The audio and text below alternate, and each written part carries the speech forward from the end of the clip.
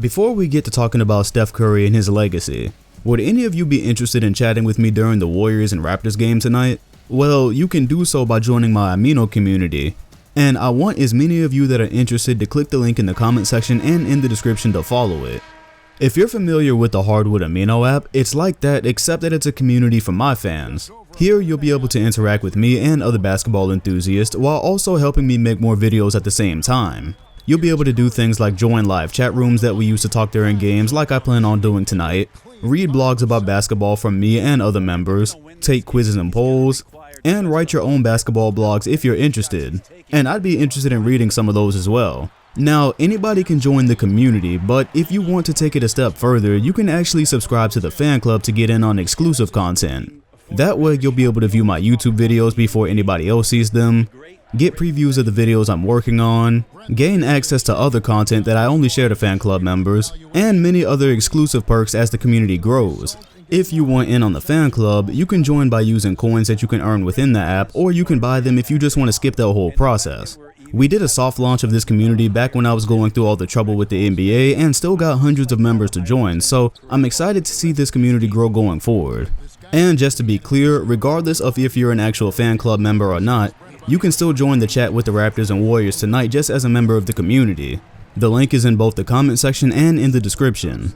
So what do you all think about Steph Curry's legacy?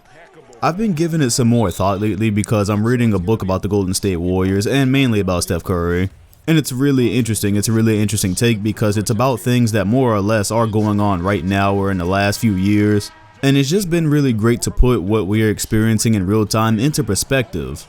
But as that was happening, I started to think about, we've kind of forgot about the Steph Curry before Kevin Durant. And I'm not talking about the performer, because we all remember 2016 Curry. I think this season actually, before he pulled his groin or whatever, he was playing a little bit like 16 Curry.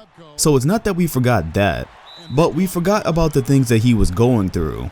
Things like public perception, expectations, things he was trying to overcome. And I think we've forgotten about it because Kevin Durant completely took that spotlight. Once he went to the Golden State Warriors, all the criticism got directed towards him. Everything about the path being easy got directed towards him. Just basically any kind of negative energy has been all Durant. And of course the Warriors get some of it too, but mainly it's really Durant. So it kind of makes us forget that while Kevin Durant has these all-stars around him, and he's able to easily clear a path to the championship every year, it makes us forget about the other superstar on that team in Curry, and he's got that same advantage. And I bring this up because as far as his legacy goes, there's still a little bit of unfinished business. So there's always going to be the part where the record book says whatever it says, right? Right now he's a 3-time champion, 2-time MVP, and hell, at the pace that he was going to start this season before the injury, he was working on a 3rd MVP, so that remains to be seen. Greatest shooter of all time, and it's not even close. He's revolutionized the way basketball has been played for the latter part of this decade.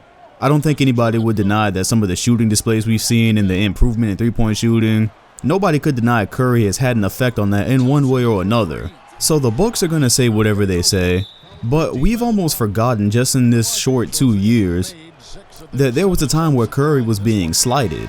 There was a time where his own peers, the people that he played against, did not believe in the hype. Even NBA legends, especially during the 2016 season, you had guys like Oscar Robertson coming out and talking about him, and just people that didn't really believe in this whole Curry thing. And the thing is, I don't even think he's had the opportunity to respond to those slights yet because of the addition of Kevin Durant. So the first slight came after 2015. Of course, they won the championship. They took 6 games to put away a Cavaliers team that really just had LeBron James, no other All-Stars anyways. And afterwards, a little story I didn't remember, or part of it that I didn't know, was you have the regular season MVP, and then you have the Player's Choice MVP. And in 2015, the Warriors, they didn't even vote because they heard the chatter around the league that they were not going to vote for Steph Curry. His own peers, the people he played against, weren't voting for him. They voted for James Harden that year. And so while he won the media MVP, the one that almost matters more to a basketball player is what the people he's playing against, the thoughts they have, what they think. That might matter a bit more.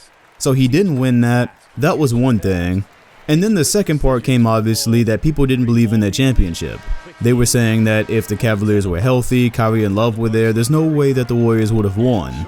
They came into the next season, Doc Rivers made the comment about their championship being lucky, or them having the appropriate luck to get through the West, whatever he said. So then 2016 comes, and if you're wondering where that explosion came from, it was from those slights. It was from him trying to prove that he did deserve that MVP in 2015 and that the Warriors would have won the championship regardless. So in response, he turns in a candidate for the best season of all time. You got the 73-9 Warriors, but then you get to the playoffs and he gets hurt, and then in the NBA Finals they choke. Of course, there's other circumstances around that with injuries, but what the world saw, and especially casuals who only pay attention to the playoffs or the finals, what they saw was a guy that had been hyped up so much not being able to respond despite having the advantage of a 3-1 lead. And so although they've won 2 championships since then, to people really paying attention, Curry has not yet had the opportunity to truly respond to what happened in 2016 and to the questions that people had in 2015. You know, going into that summer and adding a Kevin Durant, it almost kind of put the Curry storyline on pause. I'm trying to paint this picture as clear as I can because I'm not sliding Curry. I'm not saying I don't believe certain things about him. I'm just saying that there's almost like you can divide the Warriors era that we've been living to into 2 sections.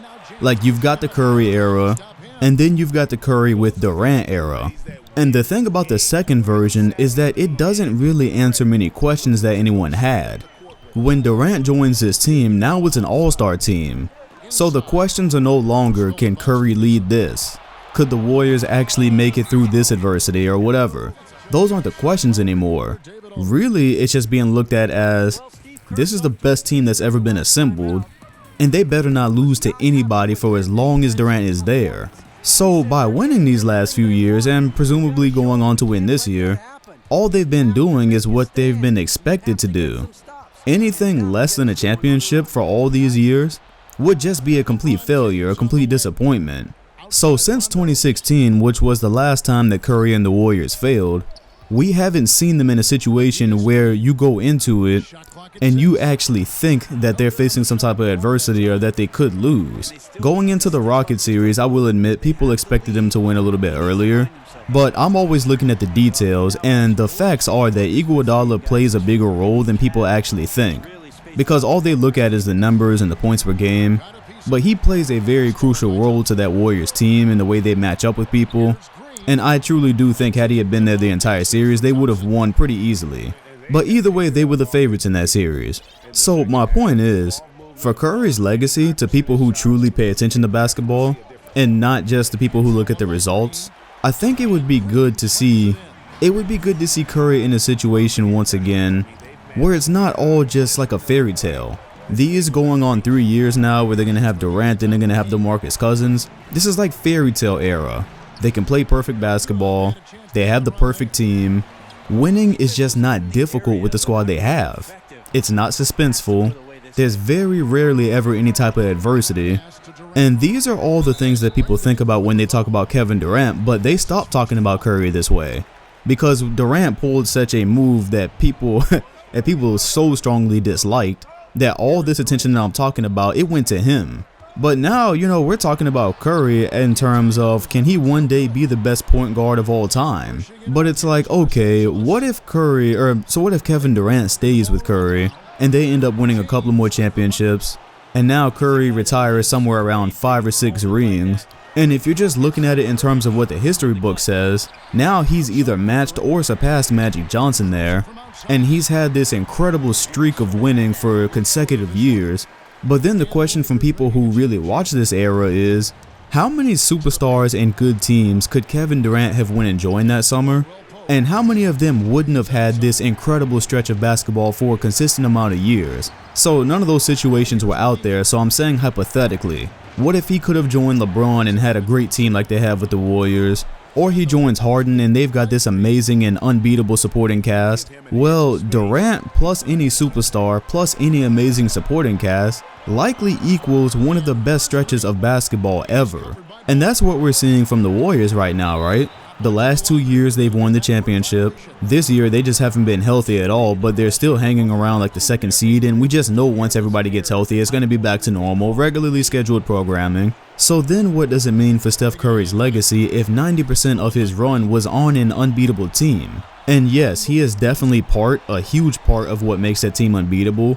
But there is a very big difference between this really good Warriors team where Steph Curry's at the head and he has an amazing supporting cast, and then Steph Curry where he's playing next to Kevin Durant and an amazing supporting cast. Those are two different things. So he's done what he's supposed to have done since Kevin Durant came the last 2 years.